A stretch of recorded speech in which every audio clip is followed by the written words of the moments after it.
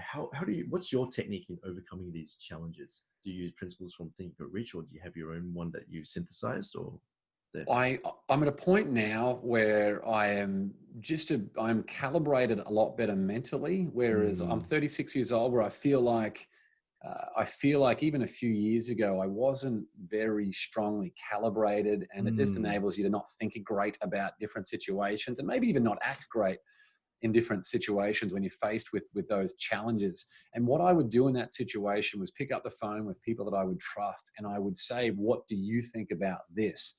Now, most people in those situations call up their friend or a family member and they say, like, this person's being a dickhead, aren't they? And all that person's going to do in that situation is validate your opinion, because you haven't enabled an opportunity for them to really give their thoughts and their insight. That's where I like to say, well, look, here is the information I have about this situation.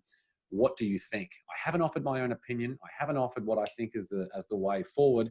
And then once I hear back from them, that is when I feel comfortable to say, well, here is what I was thinking, and maybe you can help adjust that as well. But I think also being able to channel that and just into any constructive means enabling you to move forward. But another big thing for me, which is actually what I experienced about a month ago, it had just been such a crazy busy 7 or 8 months in my life this year.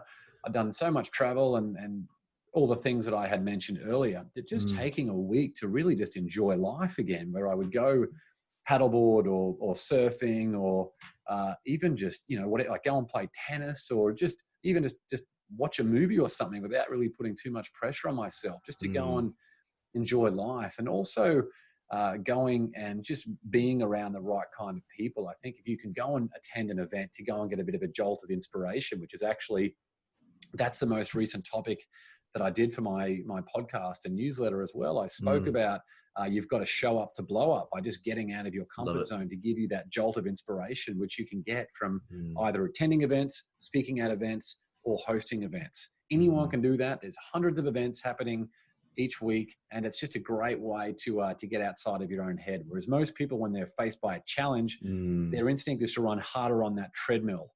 And when you run harder on that treadmill, all you're going to do is burn out.